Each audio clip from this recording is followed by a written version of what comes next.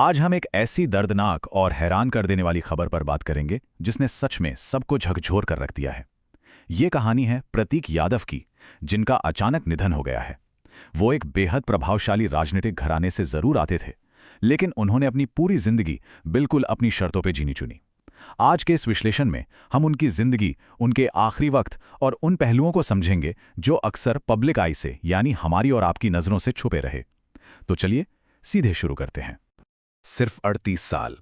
सोचकर देखिए, ये आंकड़ा अपने आप में कितना बड़ा शोक बयां कर रहा है। 38 साल कोई उम्र थोड़ी होती है इस दुनिया से जाने की, और वो भी एक ऐसे इंसान के लिए जो फिटनेस को लेकर इतना ज्यादा पैशनेट हो। इस अचानक आई मौत ने न सिर्फ पूरे उत्तर प्रदेश को बल्कि देश भर में लोगों को हैरात में डाल दिया है। इस पूरी घटना को समझने के लिए हमें सबसे पहले इस शख्स की उस अनोखी पहचान को देखना होगा। सेक्शन 1। एक अचानक अलविदा। लखनऊ लूजेज अ यूनिक सन। मुलायम सिंह यादव जी के छोटे बेटे होने के बावजूद प्रतीक ने एक बिल्कुल ही अलग रास्ता चुना था।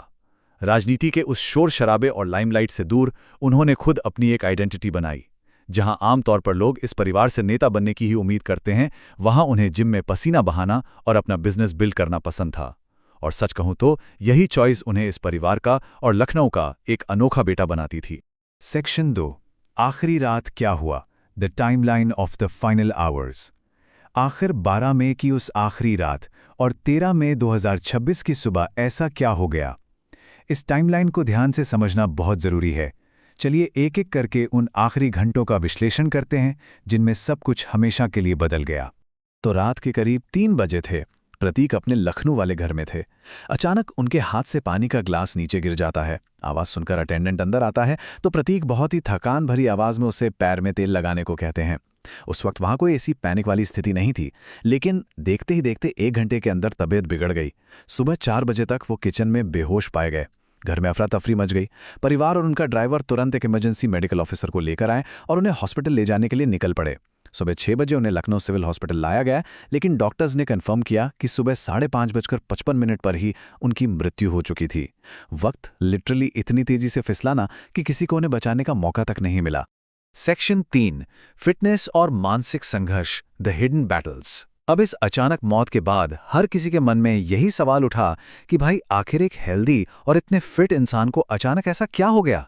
लेकिन असलियत ये थी कि इस फिट नजर आने वाले शरीर के अंदर कई गंभीर मेडिकल और मानसिक युद्ध अकेले ही लड़े जा रहे थे। चलिए इन छुपे हुए संघर्षों को थोड़ा करीब से देखते हैं। देखिए, उनकी जिंदगी के 2 बिल्कुल अलग पहलू थे।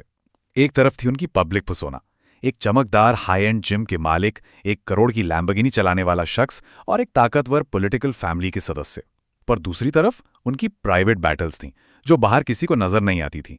सोर्सेस और उनकी मेडिकल हिस्ट्री की माने तो प्रतीक मेदांता हॉस्पिटल में अपने फेफड़ों की बीमारी का लगातार इलाज करवा रहे थे, जहां उन्हें एक ब्लड क्लॉट की बहुत गंभीर समस्या थी।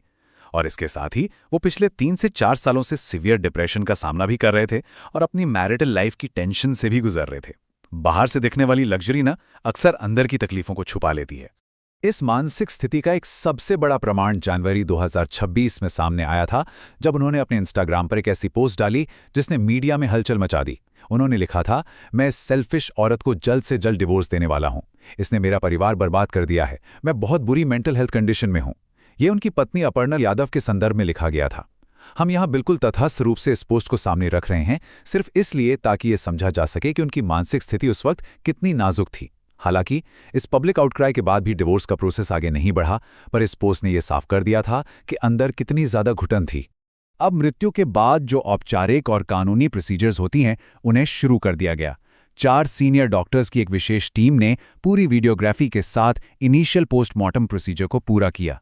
और सबसे अहम खुलासा ये निकल कर आया कि इसमें किसी भी तरह के फाउल प्ले यानी किसी बाहरी साजिश का कोई भी संकेत नहीं मिला है।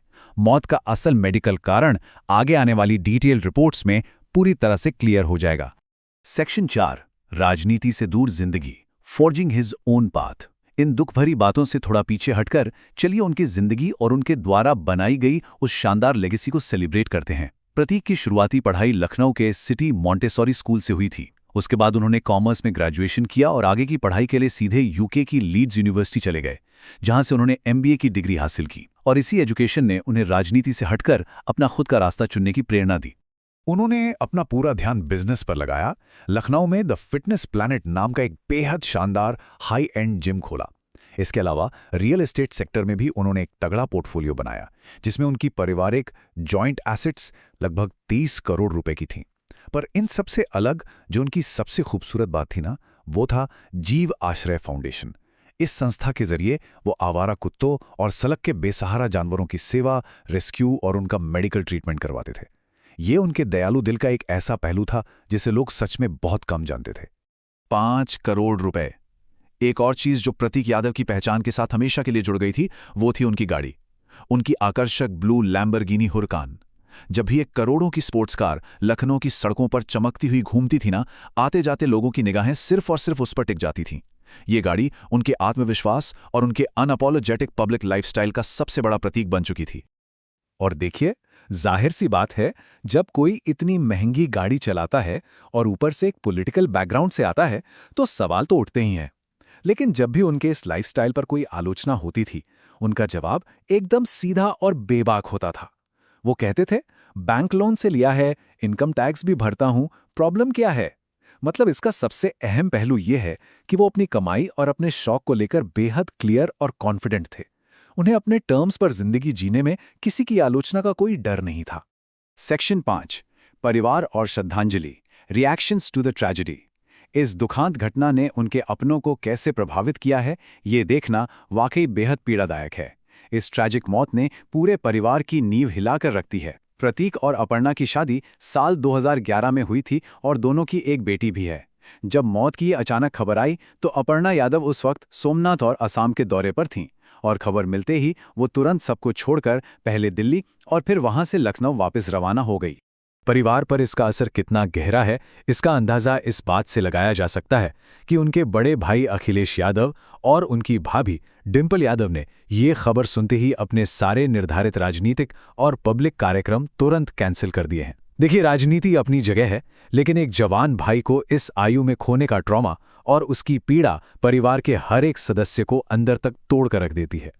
इस दुख की घड़ी में आज पूरा उत्तर प्रदेश एक साथ खड़ा दिख रहा है। यूपी के मुख्यमंत्री योगी आदित्यनाथ जी ने खुद अपना गहरा शोक व्यक्त करते हुए लिखा, प्रतीक यादव जी का अचानक निधन बहुत ही दुखद है। प्रभु श्री राम दिवंगत आत्मा को शांति प्रदान करें। हम यहाँ इन तथ्यों को निष्पक्ष रूप से सामने रख रहे हैं, जो ये साफ दिखाता है कि ऐसे दुख के माहौल में तमाम राजनीतिक विरोध और पार्टियों की दीवारें गिर चुकी हैं। सभी लोग केवल एक परिवार के दुख में शामिल हो रहे हैं। और अब आखिरी विदाई का वक्त। उनके अंतिम संस्कार यानी फाइनल राइट्स के औपचारिक डिटेल्स घोषित कर दिए गए हैं। ये सभी आखिरी रस्में गुरुवार 14 मई को लखनऊ के पिपरा घाट पर आयोजित की जाएंगी, जहां उनके चाहने वाले, उनका परिवार और लखनऊ के कई लोग उन्हें नम आंखों से आखिरी विदाई देने आएंगे। ये उस जिंदगी का आखिरी सफर होगा जिस शख्स ने हमेशा पूरी दुनिया से अलग अपना खुद का रास्ता चुना था। इस विश्लेषण को खत्म करते हुए एक बहुत ही अहम सवाल हम सभी को सोचना चाहिए। हम कितनी बार उस दौलत, उस ऊंचे रुतबे और पब्लिक विजिबिलिटी के पर्दे के पीछे छुपे हुए उन गहरे आंतरिक संघर्षों को अनदेखा कर देते हैं। प्रतीक यादव की कहानी हमें बहुत गहराई से ये समझाती है कि बाहर से लग्जरी और परफेक्शन दिखने के बावजूद किसी का आंतरिक सच और उसका मानसिक युद्ध कितना वास्तविक और पीड़ादायक हो सकता है।